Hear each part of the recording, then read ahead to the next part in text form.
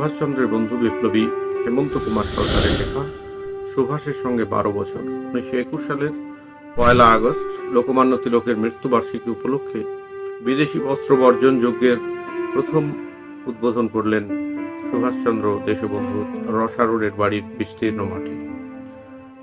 প্রায় 10 লক্ষ নানান ফতোয়া ও ইস্তেহার ছাপার কাজ চলছিল এই প্রেসে। হিন্দু মুসলমান সকলে মিলে অকুণ্ঠভাবে সহায়তা করেছিল এই ছাপার কাজে। আপনার ছাপাখানার নাম হবে স্বরাজ প্রেস। যানবাহনের গায়ে লেখা ছিল অন ন্যাশনাল সার্ভিস। বড় এই হরতালের নিপুণ সংগঠক ছিলেন সুভাষচন্দ্র। সহযোগের মধ্যে যে বিক্ষুব্ধ অথচ দৃঢ় তীব্র প্রতিবাদ সার্বজনীনভাবে ব্যক্ত হয়েছিল তার তুলনা পাওয়া কঠিন। সুভাষকে লক্ষ্য করে বললেন, আহারে আমাদের চিচকান্দুরে ক্যাপ্টেন, সুভাষ যদি বিয়ে করতে রাজি হয় তাহলে কংগ্রেসের 1 লক্ষ টাকা আমদানি হয়ে যাবে। পুলিশ বাড়িতে এসে সুভাষকে গ্রেপ্তার করে নিয়ে গেল। দেশবন্ধুর সাথে একই সাথে জীবনের প্রথম কারাবরণের গৌরব অনুভব করলেন সুভাষ। তার মুখে যেন রক্তিম ভাব ছড়িয়ে পড়ল।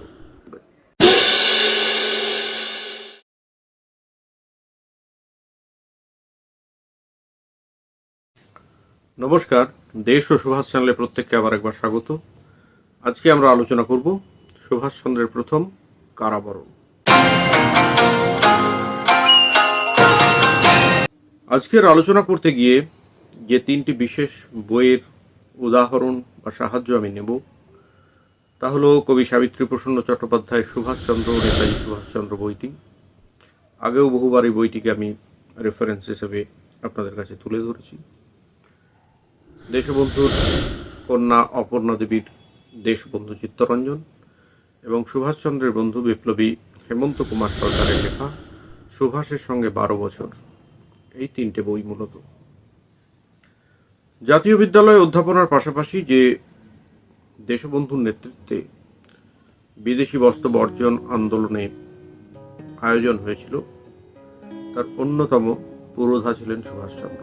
1921 সালের 1 আগস্ট লোকমান্য তিলকের মৃত্যুবার্ষিকী উপলক্ষে বিদেশি কাপড় পোড়ানোর এক উৎসবে বিপুল সাড়া পড়েছিল মানুষের মধ্যে। এই কাপড় পোড়ানোর মাধ্যমে জাতীয় চরিত্রের যাবতীয় কলুষতা যেন দূর হয়ে যাচ্ছিল। বিদেশি বস্ত্র বর্জন যজ্ঞের প্রথম উদ্বোধন করলেন সুভাষচন্দ্র দেশবন্ধুর রসারোডের বাড়ির বিস্তীর্ণ মাঠে। যাবতীয় বিদেশি বস্ত্র সব আহুত দেয়া হলো অগ্নিকুণ্ডে। দেখতে দেখতে সমস্ত কাপড় চোপড় এবং সমস্ত বিদেশি বস্ত্র পুড়ে ছাই হয়ে গেল। হাজার হাজার নরনারী সমবেত হলো সেই ঐতিহাসিক দৃশ্য দেখতে। বিরাট বস্ত্রযজ্ঞ কুণ্ডের পাশে তার প্রধান পুরোহিত রূপে আসীন হলেন সুভাষচন্দ্র।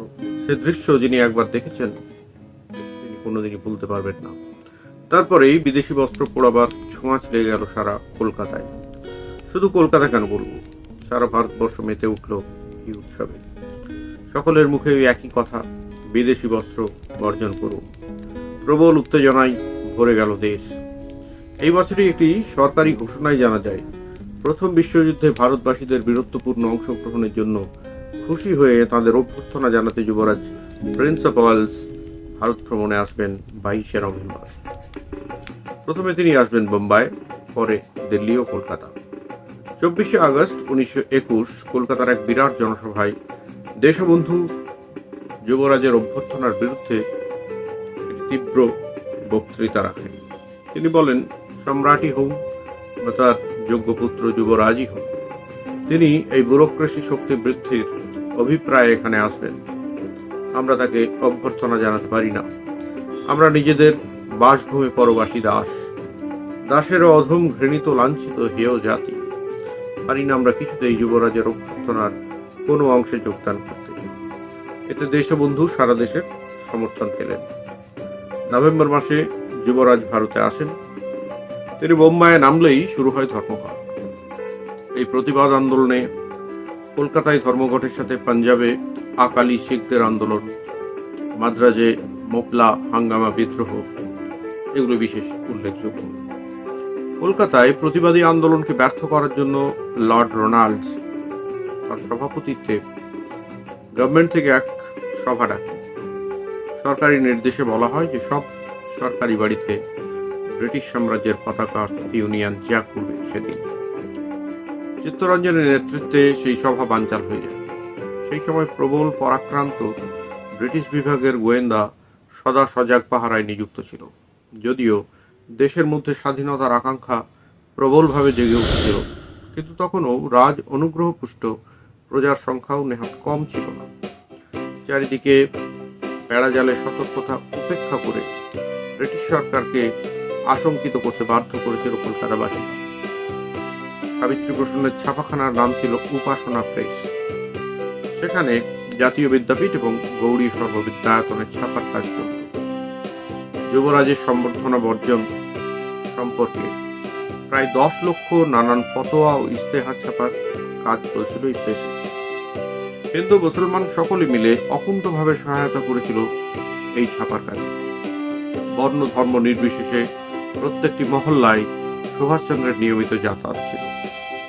কাজটির গুরুত্ব বুঝে প্রত্যেকেই, হিন্দু মুসলিম প্রত্যেকে অত্যন্ত গোপনীয়তার সাথে এই লিফলেট ছাপার কাজটি করে চলেছিলেন। কাজটি অত্যন্ত সুচারুভাবে সম্পন্ন হওয়ায় সুভাষচন্দ্র খুবই খুশি হয়েছিলেন। ইস্তেহারগুলো গাড়িতে তুলে সাবিত্রীবাবুকে এসে সুভাষচন্দ্র বললেন, এর দাম আপনি পাবেন। সাবিত্রীবাবু বললেন, সে হবে ক্ষণ, এখনো বিল বানানোই যে হয়নি। সুভাষচন্দ্র মৃদু হেসে বললেন, আরে সে কথা বলছি না, স্বরাজ লাভ হলেই আপনার ছাপাখানার নাম আমরা বদলে দেব। আপনার ছাপাখানার নাম হবে স্বরাজ প্রেস। সাবিত্রীবাবু হো হো করে হেসে উঠলেন। প্রেস থেকে বেরোনোর আগে সুভাষচন্দ্র বললেন, ছাপার ফার্মা সব ভেঙে ফেলবেন, যাতে কোনো চিহ্ন না থাকে। যানবাহন, অফিস আদালত, কলকারখানা সব ছিল বন্ধ। তবে দূর দূরান্ত থেকে সেদিন যারা হাওড়া বা শিয়ালদায় পৌঁছেছিল, বিশেষ করে শিশু, মহিলা, রুগ্ন, বৃদ্ধ, বৃদ্ধারা, তাদের গন্তব্যস্থলে পৌঁছে দেওয়ার জন্য ছিল যানবাহনের ব্যবস্থা। যানবাহনের গায়ে লেখা ছিল অন ন্যাশনাল সার্ভিস, বড় বড় প্ল্যাকার্ড এঁকে দেওয়া ছিল। এই হরতালের নিপুণ সংগঠক ছিলেন সুভাষচন্দ্র। সাবিত্রী প্রসন্ন চট্টোপাধ্যায় তার গ্রন্থে লিখেছেন, এই অসহযোগের মধ্যে যে বিক্ষুব্ধ অথচ দৃঢ় তীব্র প্রতিবাদ সার্বজনীনভাবে ব্যক্ত হয়েছিল তার তুলনা পাওয়া কঠিন। এই সময় ব্রিটিশদের মুখপাত্র স্টেটসম্যান কাগজ পর্যন্ত সুভাষচন্দ্রের অদ্ভুত নেতৃত্বদানের প্রশংসা করতে বাধ্য হয়েছিলেন। হরতালের ব্যাপকতা বোঝাতে তারা রিমার্কেবলি সাকসেসফুল কথাটি ব্যবহার করেছিলেন। সুভাষচন্দ্র নিজেও অপেক্ষা করছিলেন কখন তাকে বন্দী করা হবে। জীবনের প্রথম রাজনৈতিক বন্দী বলে কথা। আর তখনকার দিনের বিপ্লবীরা তো হাসি মুখে কারাবরণ করতেন। অভিযান পুরো দমে চললেও পুলিশ তাকে গ্রেপ্তার করল না। দেশবন্ধু তাই নিয়ে রসিকতা করতে ছাড়লেন না। সুভাষকে লক্ষ্য করে বললেন, আহারে আমাদের ছিচকান্দুরে ক্যাপ্টেন। ঠাট্টা করতেন মাঝে মাঝে এই কথা বলেই। একদিন খেতে বসে মজা করে সুভাষকে বললেন, সুভাষ যদি বিয়ে করতে রাজি হয় তাহলে কংগ্রেসের 1 লক্ষ টাকা আমদানি হয়ে যাবে। খুবই সহজ সরল এবং সুরসিক ছিলেন চিত্তরঞ্জন। এর ফলে ব্রিটিশ সরকার ফৌজদারি আইন সংশোধন করতে বাধ্য হল। সংশোধিত ফৌজদারি আইনের ফলে সরকারি দমন পীড়ন কয়েকদিনের মধ্যেই ভয়াবহ আকার নিল। দেশবন্ধুর নেতৃত্বে গড়ে ওঠা জাতীয় স্বেচ্ছাসেবক বাহিনীর অধিনায়ক নিযুক্ত হয়েছিলেন সুভাষচন্দ্র।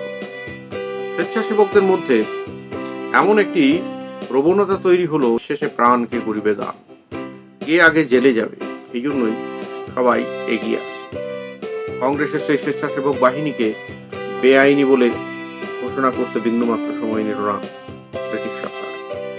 দেশবন্ধু এর তীব্র প্রতিবাদ করলেন। তিনি বললেন, I feel the handcuff on my wrist and the weight of iron chains on my body. It is the agony of bondage. The whole of India is a prison. The work of Congress must be carried out. স্বেচ্ছাসেবকের সংখ্যা 4 গুণ বৃদ্ধি করা হল। সুভাষচন্দ্র নিজে ঘন্টার পর ঘন্টা দাঁড়িয়ে স্বেচ্ছাসেবকদের নাম তালিকাভুক্ত করতে লাগলেন। হাজার হাজার স্বেচ্ছাসেবক তারা কারাবরণ করলেন। জেলে স্থানাভাব শুরু হয়ে গেল। শেষে আইন অমান্যকারীদের জায়গা দিতে না পেরে খিদিরপুর দমদম স্পেশাল জেলখানা তৈরি হল। সেদিন যৌবনের গতিবেগে ব্রিটিশ সরকার বিপর্যস্ত ও বিব্রত হয়ে উঠছিল। আগেই খবর ছিল এবার গ্রেপ্তার ধরপাকড় শুরু হবে। অবশেষে এলো সেই লগ্ন। এলগিন রোডের বাড়িতেই ছিলেন সুভাষ। তিনি নিজেই ফোন করে লালবাজারে খবর দিলেন, পুলিশ চাইলে তাকে গ্রেপ্তার করতে পারে। পুলিশ বাড়িতে এসে সুভাষকে গ্রেপ্তার করে নিয়ে গেল। পথ চলতে চলতে পুলিশকে জিজ্ঞেস করলেন, আপাতত কোথায় নিয়ে যাচ্ছেন? একজন পুলিশ কর্মী বললেন, প্রেসিডেন্সি জেলে। সুভাষ জিজ্ঞেস করলেন, দেশবন্ধুকে কোথায় রেখেছেন? পুলিশ কর্মী উত্তর দিলেন, তাকেও প্রেসিডেন্সি জেলেই রাখা হবে। দেশবন্ধুর সাথে একই সাথে জীবনের প্রথম কারাবরণের গৌরব অনুভব করলেন সুভাষ। তার মুখে যেন রক্তিম আভা ছড়িয়ে পড়ল। ঠোঁটের কোণে মুচকি হাসি। গুরু চিত্তরঞ্জনের সাথে 10ই ডিসেম্বর তারিখে সুভাষচন্দ্র প্রেসিডেন্সি জেলে জীবনের প্রথম কারাবরণ করলেন। স্বাধীনতা আন্দোলনের কর্মীরা তখন ইংরেজের বিচারে অংশগ্রহণ করতেন না। গ্রেপ্তারের প্রায় 2 মাস বাদে বিচার শুরু হলো সুভাষের। রাজদ্রোহিতার দায়ে তিনি অভিযুক্ত হলেন। 6 মাসের জন্য বিনাশ্রমে কারাদণ্ড হলো তার। তাই শুনে সুভাষ বলেছিলেন, মাত্র 6 মাস? হ্যাভ আই রবড এ ফল? আমি তো আর চেঁচকে চোর নই। সমস্ত গুরুত্বপূর্ণ ব্যক্তিদের কারাগারে বন্দী হওয়ার পর 25শে ডিসেম্বর নাগাদ কলকাতায় পদার্পণ করলেন যুবরাজ। কিন্তু কলকাতায় কোনো হাঙ্গামা হয়নি। সেদিন সকালে দেখা গেল সারা কলকাতায় উঠছে কালো পতাকা, যেন গোটা কলকাতা শোকস্তব্ধ। প্রত্যক্ষদর্শীরা সেই দিনের কলকাতাকে বলেছেন মরুভূমি।